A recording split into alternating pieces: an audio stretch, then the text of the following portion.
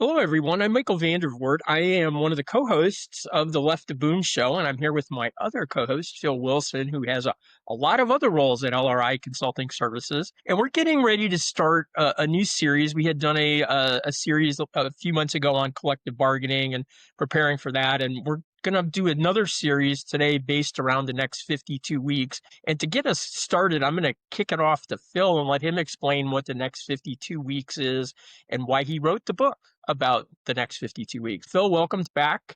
Can you pick us up and get us started on that topic?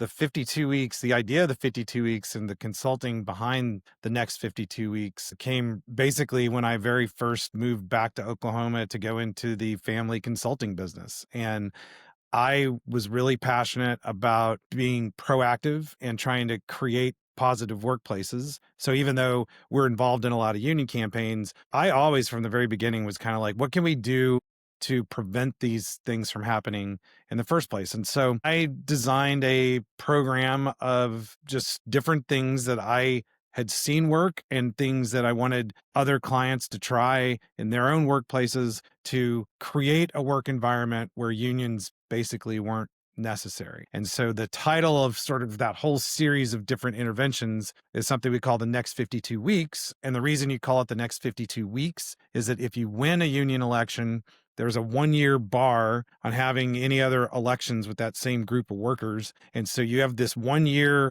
kind of grace period to try to get your workplace turned around so that whatever led to the election in the first place isn't a problem when you come up on that year. And so the idea is you have this next 52 weeks to kind of get your house back in order to create the kind of workplace where employees don't see the need for representation. Yeah, you have a bit of a grace period where you can begin to heal and get your culture hopefully headed in a more positive direction, right? So the title of this episode, and there's going to be a dozen or more shows in this episode that'll be dropping over, or in this series that'll be dropping over the next couple of months. The title of this episode is "The Boom Will Come: Why Every Workplace Has a Blind Spot." So we're going to talk about what left of boom means, what sets up and gets these kind of situations started. But I guess when you as you wrote the next 52 weeks or designed that program and it later morphed into your book, Left of Boom, I guess the first question I want to ask you is,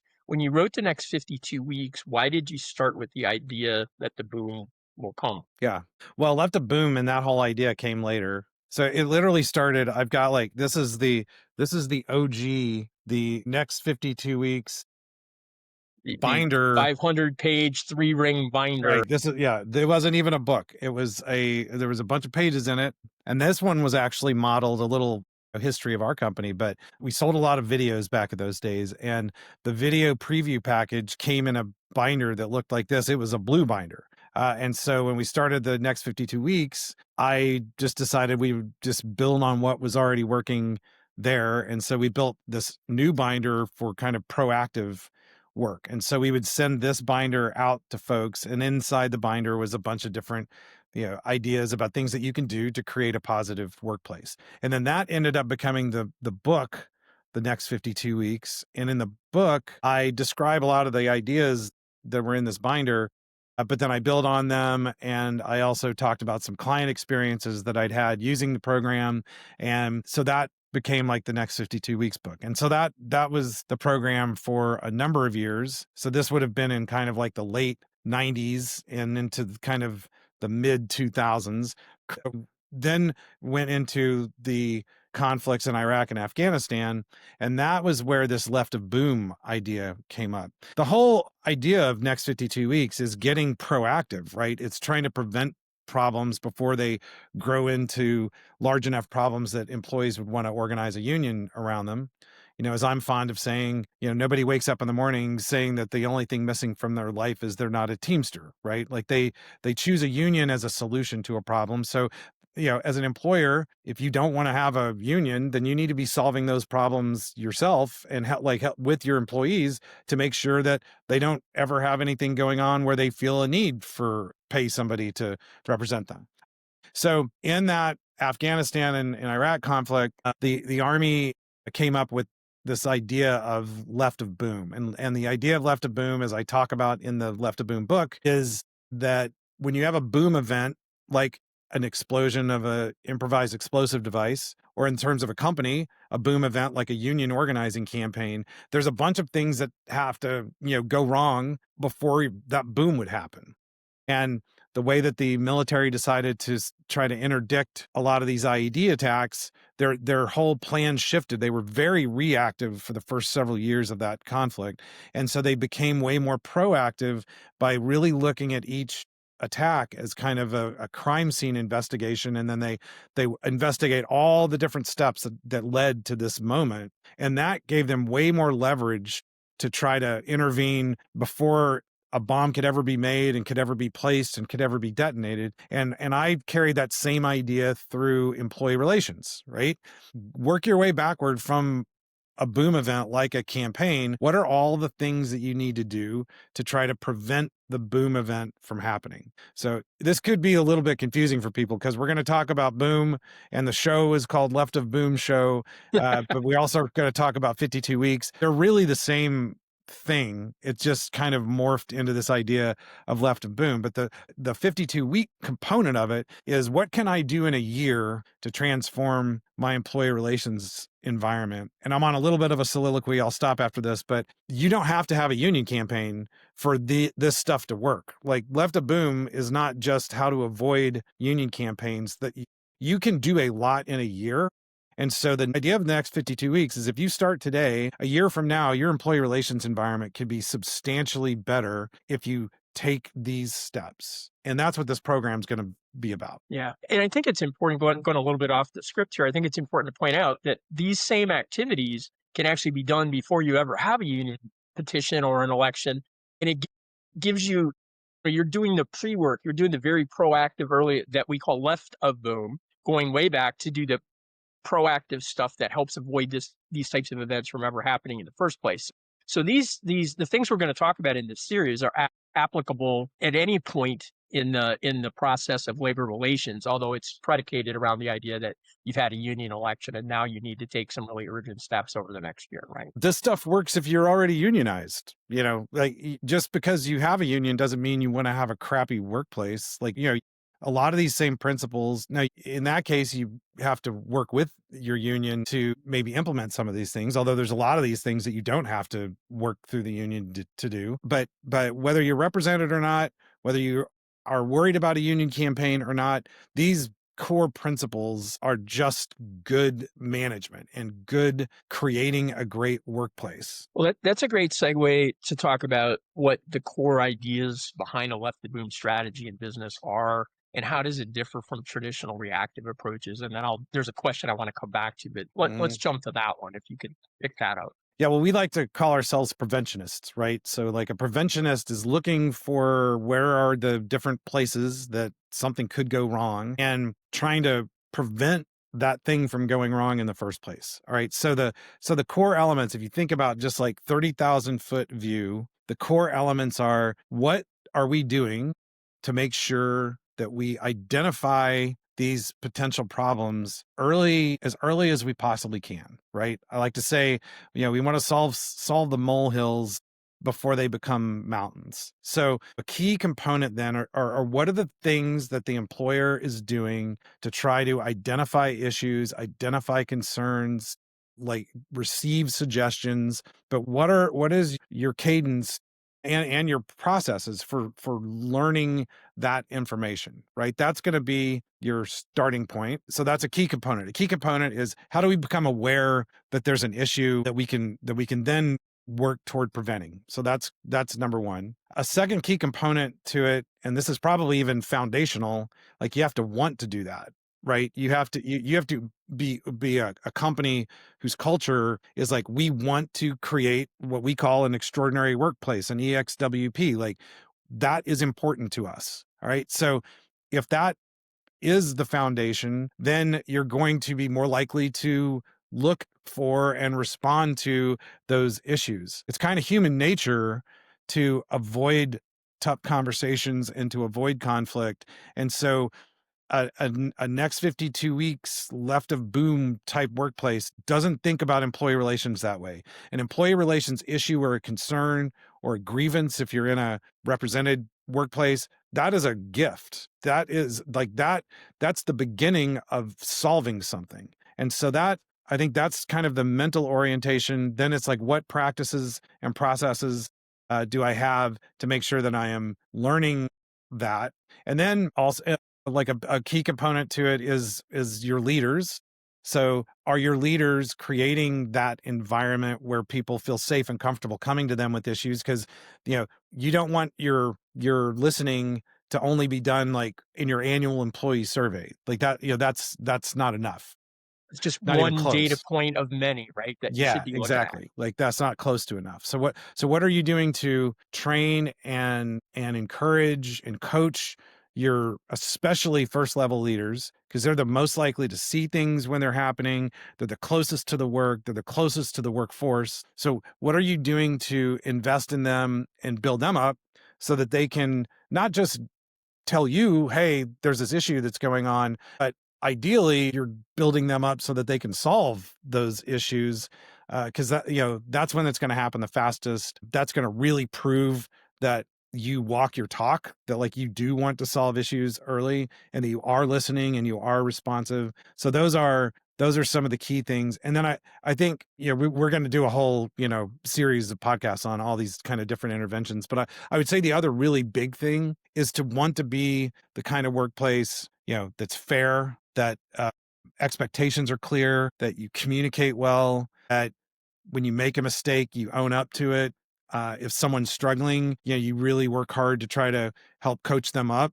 Mm, there's this sort of organizational fairness component to it as well. The way you promote people, the way you hire people, the way you discipline if you are in a situation where you have to do that. Like those are the other components. So when things do go wrong, do we handle them in such a way that people feel like, okay, that was fair and I got a fair shot, and like I know, even though maybe I made a mistake and even though maybe I screwed something up, I know I'm going to get a fair shake. I don't have any analytical data to cite on this, and maybe I don't know that you do either, but maybe you have a better sense of it. We work with all kinds of different companies. Some companies do all the proactive work. They lay all the ground rules. They're very good about their pre or their left of boom strategy, and yet they can still get caught in a union Hmm. campaign. Some other companies don't do anything, kind of pretend everything is great. They're afraid to mention the even say the word union in their plant, and then they get caught by surprise. So Hmm. there's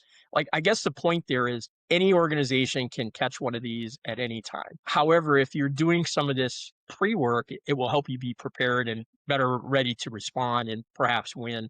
But there's this tendency to think, oh, we're safe, or to, we haven't had problems for years. So how do you talk to clients, and what do you recommend for people that are listening to think about in that area? Well, I guess, if you go back to the sort of foundational part, like if the only reason you're doing this is you're trying to avoid a union problem, that's not really a very good motivation. I talk in the book about this idea of, you want to move from, there's kind of like three ways that you can think about, how do we reduce our vulnerability to a potential organizing campaign. So at the very early stage of that is fear, right? You don't want to be in a union because it's like really bad, Mhm. things are going to happen and it's going to cost you a bunch of money. And then the union on the other side of is also doing the same thing. You need to fear this terrible employer and they're going to do bad things to you unless you have a labor agreement. So both sides can kind of campaign from a point of fear. Right. And the point that I make is like, that's a terrible place to be living. Right. Right. Because it's just like, who's the biggest monster? And like, I need protection from everyone. And, like that's just a horrible play. That's a bad culture. So that's not where you want to play. Then there's this middle ground that's kind of more pragmatic, but that's not really that great either. Pragmatic is where you just make the Ben Franklin list and you go like, okay, here's the pros of being in a union and here's the cons. And then here's the pros of working with my company and here's the cons, and you list them all out. And the problem there is that list can, shift all the time. And at a particular moment in time, if the list is weighted too far, against you, you're going to lose. So that's not really a great place to live either. It's way better than fear. And for some companies, that's like the next step, right? The next step is, what can we do to kind of create the pro list that's long enough where people feel, okay, like I would rather work directly with my boss. Where you want to be, the end zone, is what I call relevance. And so relevance is when the subject of union is brought up, you're like, why would I even think about that? Like that, like I love what I got here. I love my company. I love my boss. Like I love the work that I'm doing here. I don't want to mess with this. Right. So then the idea of representation isn't even in like your radar. And if it comes up, you're going to be like, that's not for me. So that's what you're trying to move your company toward. And that, the way to get there, there's a lot of different components to that, but like that's sort of where you're headed. And you're right. There are situations sometimes where a company that actually does a lot of proactive things correctly can still end up with an organizing event. And now those companies are going to be much better positioned to win in an event like that because look, at the end of the day, a union election is basically a vote on do you want to continue working with this direct relationship or do you want to change that relationship to where you're represented by somebody else and they're going to be the one that deals with the employer? Um, and calculation, like if I don't value the direct relationship, like if I go, I've never really used this direct relationship.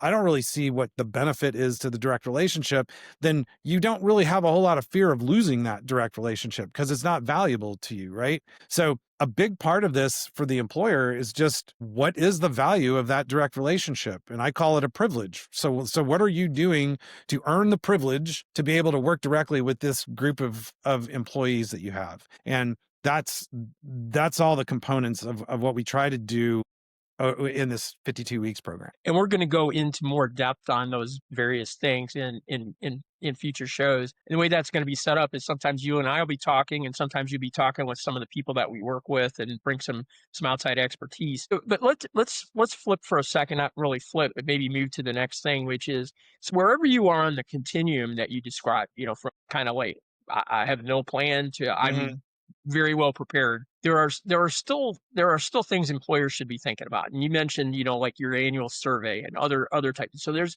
all kinds of vulnerability assessment tools that you can use. So I guess I wanted to ask you to start that conversation off. Why is vulnerability assessment the foundation of effective employee relations? And what does that start to look like if you're just starting to think about it? Well, vulnerability assessment, and that's kind of like I don't love that sort of like framing of it, but it's basically like, what are we doing to understand when someone has a problem or a concern, right? And you call it vulnerability assessment because like at some point, if there's a lot of that building up, then you're pretty vulnerable. So what are we doing? It's partially listening. So are we creating channels where people have a chance to express like, hey, I really like this, or hey, I hate this, or something in between. So what are we doing to create those interactions? Even more important is not every person wants to deal with their company in the exact same way, right? And so like do they have multiple ways and places where even if maybe you don't want to tell your supervisor about something, but like do you have a way to skip levels sometimes and talk to your boss's boss or even their boss, right? Things like a survey. Some people don't want to be personally kind of attached to the comment. So do you have ways that people can anonymously bring things to you if that's a concern? Yeah, what are all the different ways that you have where people can like raise these concerns? And then from the employer standpoint, obviously each time one of those concerns is raised or each time an individual issue is raised, you want to do everything that you can to try to fix that issue. If you can't fix it or if it's sort of built into the system, what are you doing to communicate like why? I know this is annoying, but like, why do we do it this way? And is there a bigger picture, maybe answer that the employee's not really aware of? That once they Mhm. understand the big picture, they go, oh, okay, that makes sense. There's that. And then level up from that is what are we doing to observe? Like, is this a just a bug in the system or is this a feature of the system? Right? Like how are we looking at all the different feedback that we're receiving and going, hey, look, like this comes up like what are we missing and or what could we do to kind of solve this issue from now and forever? So you have to kind of beyond kind of looking at this individual issue and having a commitment to try to fix the individual complaint, there's also this next level of organizationally, how can we make ourselves better to where we just don't have this issue anymore going forward? Companies do this all different ways. A lot of companies have built up a dashboard or use heat mapping, and they use threat level assessment, risk mitigation is probably a better way to say it. Like, where are our hotspots, right? So, like, there's a number of different things, and it's not one size fits all. But we're going to talk about some of those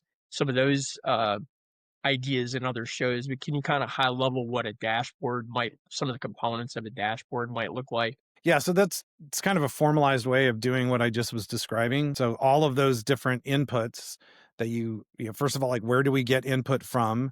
And then is there a way, a lot of organizations that we work with are big, they have lots of locations. You've got limited resources to devote to solving issues and things like that.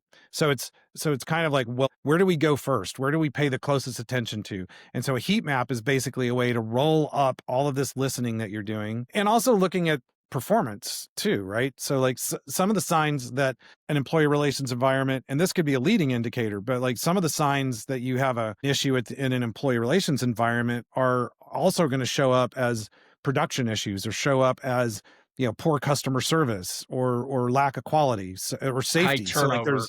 turnover. So there's other leading indicators that if you're paying attention to those, and you can go, well, why do people keep leaving? Like, why are we having such a hard time of keeping people in this location or in this department when everywhere else seems to be doing fine?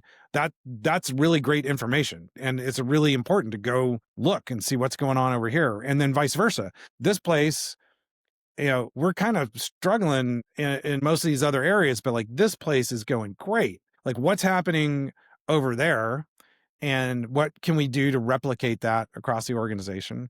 Or sometimes that can be a sign of a group that's being dictated to. And so you should look at the high points and the low points, but that's the whole point of a heat map, is really just being able to understand where those places are and then deploy. Unfortunately, people don't have unlimited resources, so how do we choose where to deploy the resources where they're going to have the biggest impact? Right. And you mentioned earlier that probably one of the most prominent contact points, one of the linchpins or whatever you want to call it, is that first line supervisor relationship. Hmm. Many companies train their first line supervisors on how to answer questions about unions or how to respond if employee raises it. What do you say? What do you do? A lot legal things, right? But there's an even more important thing, which is they don't always teach them the best way to respond in a relationship. Relational, I mean, like, how do so we do a lot of work there as well, and I think that's a big part of this 52 weeks. So talk to us about that supervisory relationship and what employers should be thinking about there. It's not just tips and info is what I'm kind of getting at, right? It's a lot Yeah, more to right. it. I don't know why I was just thinking about that this morning, but it's kind of ironic that a lot of like a lot of even when you do train supervisors, a lot of that training is like legal training. And it's not that that's not important. Like, you don't want your supervisors going around breaking the law, Right.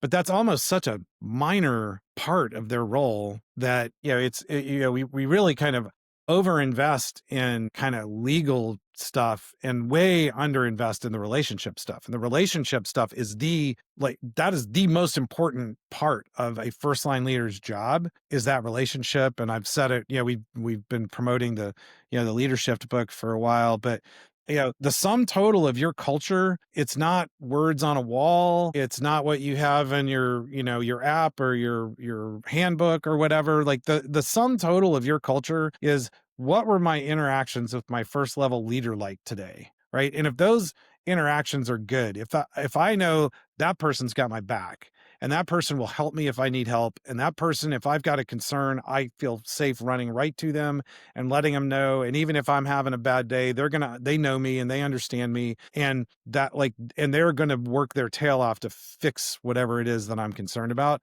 If I feel that way about my boss, the culture is great. I don't care what else is happening in the company. I don't care what else is happening. Like that's the key. And, companies don't spend enough. A lot of companies spend virtually nothing to arm that group with the tools that they need to build those strong relationships, to give them practice. To Not everybody's natural at that. So like, what can you do to help give them some reps and get them comfortable doing the uncomfortable thing sometimes, which is to Hmm. go, hey, like, I feel like something's going on. Like, you're not yourself. Talk to me a little bit. How are things going? Is there anything that I can help with? Like, those conversations are easy to avoid. They're critical conversations. And so, what is a company doing to make sure its first level leaders are good at that? And the big mistake that gets made over and over and over and over and over is, instead of promoting people that are, naturally good at relationships, or instead of investing a bunch of money and training people that aren't naturally good at it to get good at it, we just promote high performers into these first level leader roles. We change the color of their shirt and we send them off to go lead. And their basic one prism that they have to look at their team is, my gosh, these people suck compared to how good I used to do this job. And all you're doing is running around talking about like how great you were at this job and picking out everybody's errors. That is built into most company system, is I am going to create the worst like supervisor frontline employee relationship possible, because that's who I'm going to promote, and I'm not going to help them at all. Yeah, in my former practitioner days, during coming into COVID and then moving out of COVID, with all the things that it broke everything. But where I worked at that time, we had a huge jump because of the nature of the work. We had a huge jump in need to promote people, and we did that. And you also had a corresponding physical inability, due to risk of infection by the virus, of being able to do training, right? And it Mhm. caused some of the biggest crashes for our culture, not universally, but hotspots all over the place. That was unforeseen because everything was chaotic and people didn't Mhm. know what to do. And we had people like you're talking about, the fast people trying to get everybody else who didn't know what they were doing anyway to go fast, and it just multiplied. And it took us a long time to unwind that at the end of the day. And I feel like maybe with the economy and sort of the AI change, all the things that are going on right now, we may be in a situation now where people are not going to concentrate so much on training because of efficiencies and stuff. And that may in fact be one of the worst possible times to do it. This is a time to maybe focus on that, as hard as it is from an economic perspective. Yeah, for sure. I mean, there's going to be this tendency to lean things up, to expand spans of control. Anytime you have like big productivity gains due to technology, there's a lot of push for that. And I also think human relationships, like we have like a whole generation of kids that my daughter's in that generation. This is a societal issue as well. Like, we are just not as good at human connection. You don't really get a whole lot of training in it, like, so to speak, as growing up, because you're on a screen all the time. And then now more and more, like, you're interacting with the AI, like that human relationship stuff it's hard, and it's going to be even harder for kids that were digitally native from birth. And it makes it all the more reason, like, you have to invest in it. It is a hard thing that's gonna get harder. We're at like 32 minutes. I was trying to keep this show to 30, which we've managed to continue our unbroken streak of going over 30 minutes. So let's end kind of a closing on two fronts. One of the things I've always thought about the approachability and left to boot and all that kind of stuff is it applies in your personal life as well. It can help you be a Mhm. better manager. It can help you be a better person. So let's talk about that, and then maybe just wrap up with like where you see the rest of this series going. We've kind of touched on it, but Yeah. we can just give a high level, and then we'll close out. Yeah. Great. Yeah, I mean, this people stuff doesn't just leave, it's not when you walk out the door at work, then you like don't use any of this anymore. A big part when we train leaders on approachability, a big part of what we teach is these are great skills for you at home. These are great skills with your spouse or your kid or your siblings. Like, they're really valuable tools and frameworks that you should use in all of your relationships. So we normally are invited in to talk to you about how to use them at work. But the bonus there is that you can really transform all of your relationships. And we want to help clients create extraordinary workplaces, but we measure our impact on a number of people that we get to teach our frameworks and our tools to. So pivoting to your last question, what's the vision for this series? I mean, that's the vision. We want to create a really, the Left to Boom book is kind of daunting. Honestly, it's like 450 pages. I'm a lawyer, so I need to explain some of the law, and there's a lot in there. So the idea of this series is to create just a quick little landing spot that if you are interested in creating a positive employee relations environment, wherever you are, You want to create a space where you can just sort of dip your toe in and learn some of the key interventions, the key ways to think about it, some of the key things that you should be doing, if you want to move your company ahead in the employee relations space in the next year. And we want to try to keep it simple and practical. We want to try to share some of our greatest hits. So it's like these are easy things that you could do over the next year to really make a difference in your workplace's culture. So that's the main point of it. And like we said at the beginning, we're going to offer this. Anybody that wins a union election going forward is going to be offered, hey, please go take a look at these episodes. These are designed as a program to just help you improve your workplace. And I hope a lot of people will go there with that, right? It's a 1-year program designed to help make sure you never go through that hell that you just went through, and your employees are never forced to go through that hell that they just went through. If you do these things right, you won't have to deal with that. So that is for sure one key audience for this. But like we said at the beginning, these principles are evergreen. These principles apply whether you're unionized or not, whether you've ever sniffed a union campaign or not. So like these are really important, valuable things that you just need to know if you care about having an extraordinary workplace the way that we care about our clients having extraordinary workplaces. So that's the vision for the series. And with that, you could share it with your HR staff, you could share it with managers, you could share it amongst yourselves. It'll be about 14 shows. They'll drop about every 2 weeks. So this one will drop soon, and then from there we'll take it out probably through the end of January. And we hope to stick to 30 minutes. It might go a little longer, but we'll be dropping that. This was a great start, Phil. Thanks for doing this. I'm going to go ahead and end the show, I guess, and unless you had any last No, I'm just excited to do it together. Looking forward to I guess for us, it's going to be the next 2 months, but for everyone else, it'll be the next 52 weeks.